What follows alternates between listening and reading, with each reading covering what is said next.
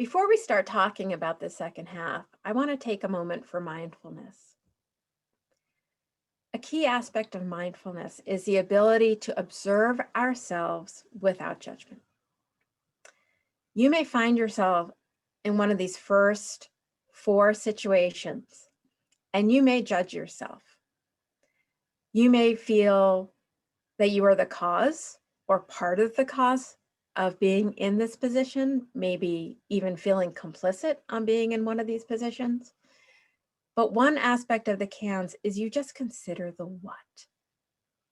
What is there? Observe without judging yourself. If you need someone to help you with that, seeking that help demonstrates courage. So observe without judging yourself. These items are hard to rate. You should always be able to ask for time to speak. And this came up yesterday as well, speak without your child present. Discussing these, especially the caregiver needs and resources items. Don't let any of this history keep you from being your best self.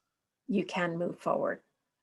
So looking at these first 4, residential stability and housing, just if you've had to move, and there may be various reasons why you've had to move, which you may not be proud of, but you had to move.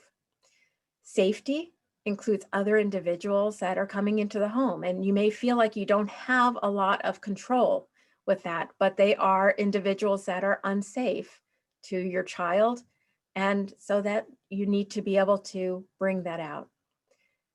I don't like the name of this next item, marital and partner violence, because it's really about conflict with the most ultimate scoring about violence. So if there is conflict in your relationship, to be honest about that, you may need to be working on that with your parent, your partner, or your co-parent on conflict. Not that that means it's going to go to violence, but that conflict can be very hard, especially when you have a special needs child.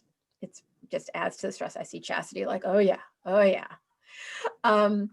And again, with your own trauma reactions, you may have your own trauma that you are carrying, which interferes with you being your best self. And to be able to admit that, to identify that, admit that, and be able to be kind to yourself. So, these first 4, I really do encourage you to look at them without judgment of yourself. These next 4 are a little less emotionally charged. And these days, I think there's more focus on the social determinants of health. Really, we need help with some concrete resources. I can't imagine that any parent doesn't have stress. So, I mean, any parent will score on some of these at some point. So financial resources, this is not just about what financial resources we have for our family in general. This is also about what our child might need. Maybe our child needs a special camp that is expensive, quite frankly, or maybe our child needs a certain type of therapy, which is not proven, but you really think it's going to help, but it's not covered by any funding. So being open to getting help is one part of it. I think the other part is not just taking a no and saying, well, what can we do? One of the great parts of the YES system of care is looking at, are there other resources to fund things? Are there flex funds that we can access?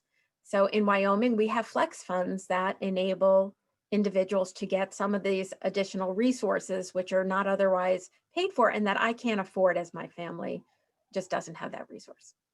So financial resources can be not just for those who seem to really have just regular financial resource issues. It could be for people who you're making all the ends meet, but you just can't do that extra that your child needs. Family stress, again, being honest with ourselves about the amount of stress. We can go and feel like we have energy, but we're also putting ourselves under a lot of stress. Accessibility to childcare resources under a respite. So I did see in the chat that other people have had their kids kicked out of preschool. We were able to find a camp for my son at that point with older kids. So they accepted him with older kids on condition that, certain behaviors would be met. But it turned out that the older kids, as we had hoped, were able to cope with his needs. They were able to socially understand what was going on. And he wasn't going to argue with them. But the other part is he kept so active, he was exhausted by the end of the day.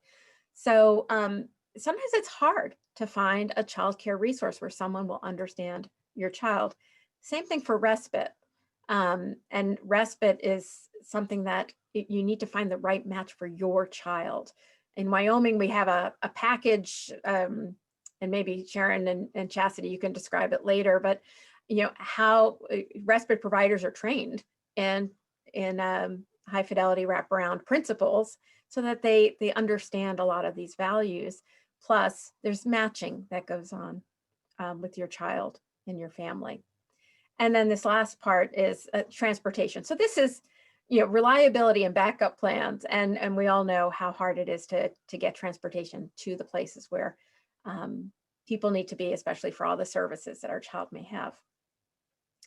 But this brings us to our final, and this one is, and I called it the culmination, because this parental responsiveness item, this one is really about, are you emotionally able to take care of yourself so you can take care of your child? This is really the culmination of self-care, to be able to be present for your child emotionally. So this is the one that I really think we all need to be focusing on, is getting to this in our parenting. And this can be really hard. Again, the triggers that happen, we are human. We need to sleep, we need to eat, we need friends, we need resources. It can be really hard to have all of that and take care of our child. And yet, this is a great place with the Federation of Families to get that help, to be able to take care of ourselves so that we can take care of our child.